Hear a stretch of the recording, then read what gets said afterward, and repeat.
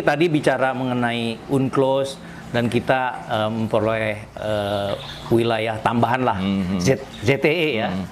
Yang termasuk ZTE. Ya, termasuk ZTE, dan saya lihat ini di data ZTE kita 5,74 juta kilometer persegi ya. Jadi ini sangat luas sekali dan kita bandingkan dengan Vietnam lah Pak. Vietnam itu hanya 417.663 km. Betul, betul. Jadi kalau kita bandingkan, kita lebih banyak 1.374%. Betul. Ya, ini sebetulnya potensinya di ZTE ini seharusnya dimanfaatkan oleh kita, Pak. Karena dengan jeripayah mungkin Pak Juanda dan Pak Mokhtar Kusuma Atmaja yang sudah meraih ZTE ini, ya mungkin ini yang saya mungkin ingin eksplorasi lagi, Pak. Kita bandingkan dengan Vietnam, Pak. Vietnam itu tahun 2001, saya kebetulan ada datanya, masih di peringkat 8, Pak. Ya. Indonesia di peringkat 11 untuk ekspor hasil perikanannya. Tetapi kemudian tahun 2020, Vietnam melesat jauh. Sekarang di peringkat ketiga terbesar di dunia eksportirnya. Nah, sementara Indonesia itu malah terseok di peringkat ke-13, turun 2 peringkat dibandingkan dengan 2011. Nah, ini mungkin Pak Sarwono bisa memberikan saran apa sebetulnya yang menyebabkan Vietnam itu jauh melesat dibandingkan kita. Padahal setahu saya dulu zamannya Pak Sarwono, Vietnam belajar dari kita, Pak ya. Iya. Sempat. Cuman gini ya, Bung Hendra ya. Ya. Waktu saya kecil, ya, saya kira Anda juga masih mengalami itu. Kalau kita murid-murid sekolah ini menggambar pemandangan alam, yang keluar apa coba? Kan gunung dua, pohon, gunung, ya, ya. Matahari di tengah, gitu, sawah. Ya. Jadi kita tuh sudah dicuci otak dari kecil bahwa kita ini adalah warga negara dari negara agraris. Agraris. Jadi kita dibikin buta laut. Iya. Nah, sehingga akhirnya ini menjadi tertanam di diri kita bahwa kita tuh negara agraris. Tapi sebetulnya dari segi kultur juga itu nggak begitu juga gitu, karena ada orang-orang dari Sulawesi yang juga sangat dikenal dan punya reputasi sebagai pelaut. Tapi tetap aja yang dominan adalah visi agraris itu, ya. Gitu ya. Itu satu. Nah, kemudian soal Vietnam belajar dari kita. Saya ingat waktu saya di DPR masih ya, Indonesia tuh menerima kunjungan dari delegasi Vietnam yang diketuai oleh Perdana Menterinya Pham Van Dong. Ya. Dan saya ikut pertemuan itu di rumah almarhum Pak Sujono Humardani, menerima mereka. Mereka dengan rendah hati mengatakan bahwa mereka harus belajar banyak dari Indonesia, karena mereka cuma ngerti perang. Iya. Gitu ya.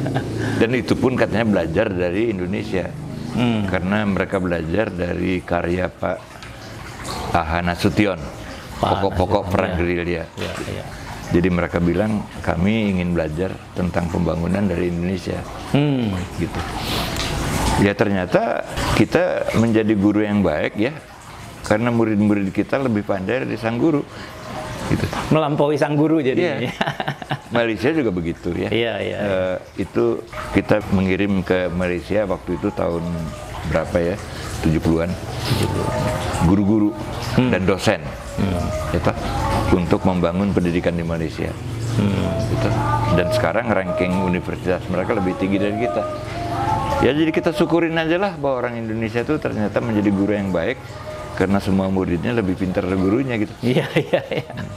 Nah, satu lagi Pak, itu kan program prioritas Kementerian Kelautan Perikanan yang sekarang ini kan ada 3 Pak. Salah satunya pertama prioritas mengenai PNBP perikanan, peningkatannya ya, perikanan tangkap.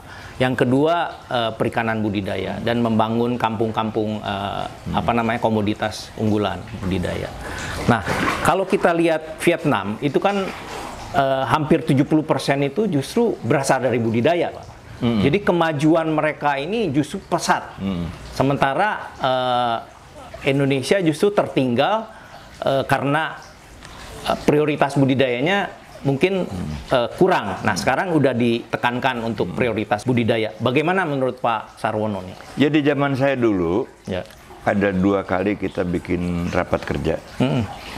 Rapat kerja pertama itu pada awalnya disusun suatu tema yang panjang lebar. Saya bilang temanya satu aja, dari gagasan ke tindakan. Nah, Gitu ya. Betul, Nah, betul. Di raker yang kedua, kembali temanya dibikin panjang sampai tuh spanduk penuh gitu. Dan nggak bisa, bikin simpel aja. Ya, kendalikan perikanan tangkap, kembangkan budidaya. Nah, ini yang mesti ditekankan untuk masa depan perikanan ya. Jadi memang budidaya itu memang yang harus dikembangkan dan Iya. Jadi perikanan kalau tanah. kita analogikan ya dengan pertanian, ya, evolusi pertanian.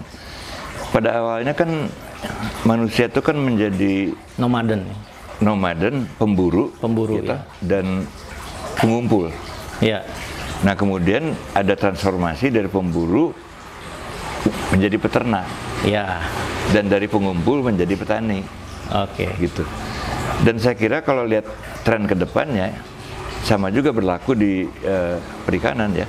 Perikanan tangkap adalah kegiatan memburu ikan. Oke. Nah, itu harus beralih ke budidaya perikanan.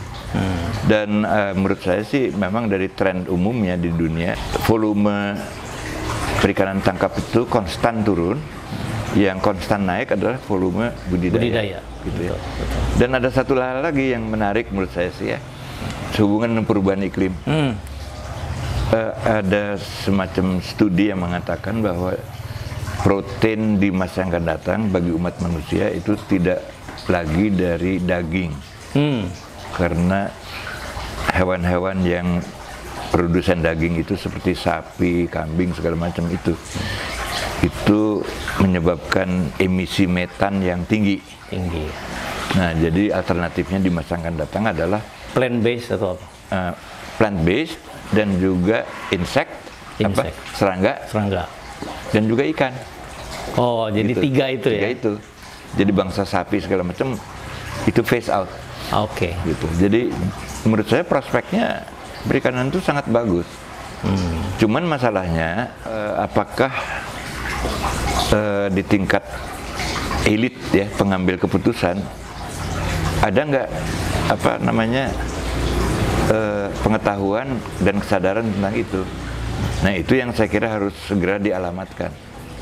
Itu karena kalau enggak, tiap kali kita ganti orang, kita akan ganti kebijakan juga. Gitu. Nah, itu yang setuju sebetulnya. Kalau kita bicara mengenai ganti menteri, ganti kebijakan, tadi Pak Sarwono sudah menekankan sebetulnya. Apakah yang ditekankan Pak Sarwono itu menurut saya memang harus diperhatikan oleh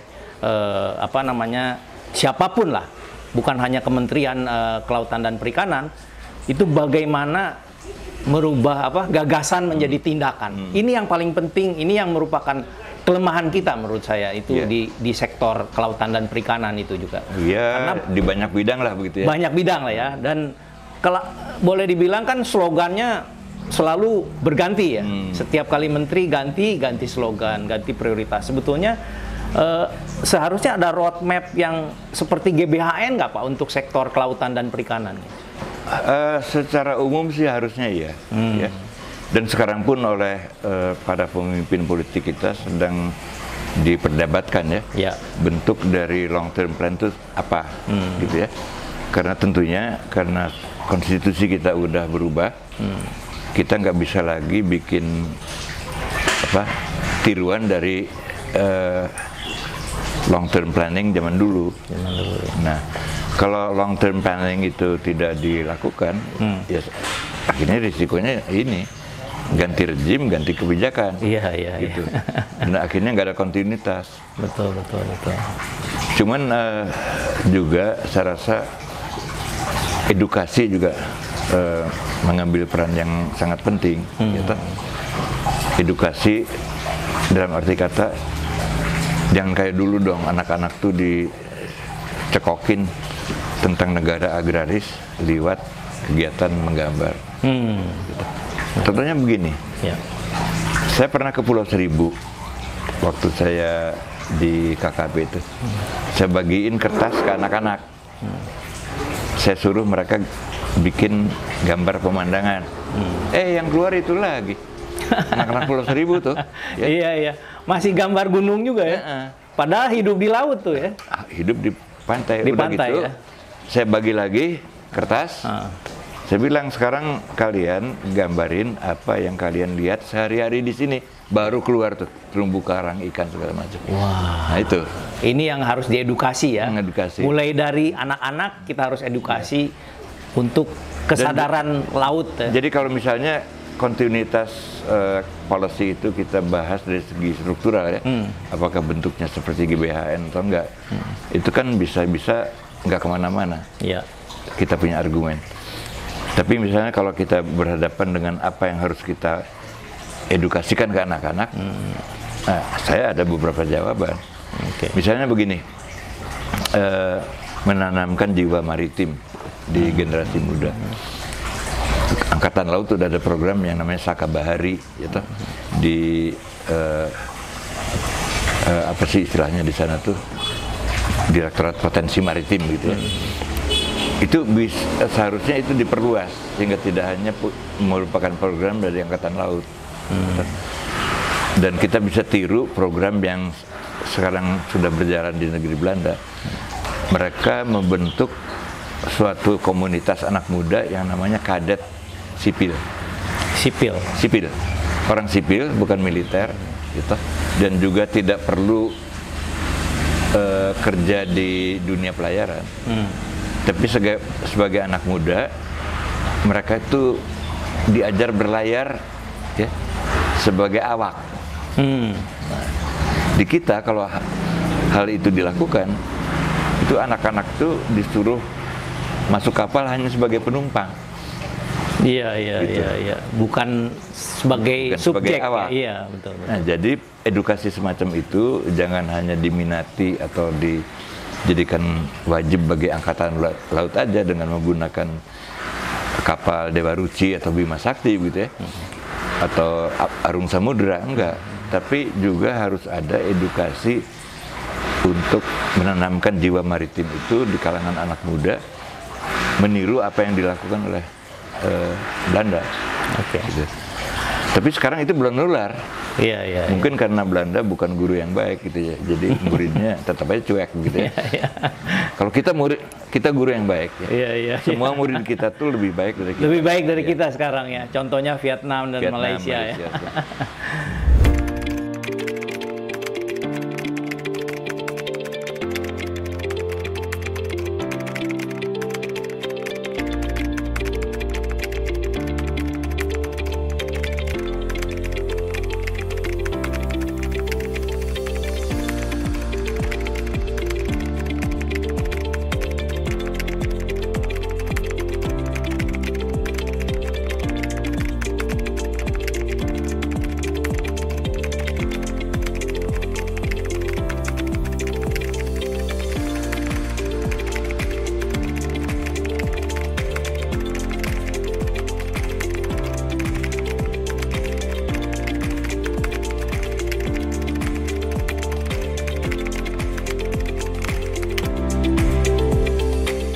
Tentang kawasan segitiga terumbu karang itu, ya. Nah kita tuh harus berwibawa dan menentukan di situ. Dan ketika saya melakukan pertemuan ya dengan negara-negara CTI itu, sebetulnya peran itu diharapkan dari Indonesia. Dan Pak SBY waktu itu juga sudah berinisiatif mendirikan markas besarnya CTI itu di Manado.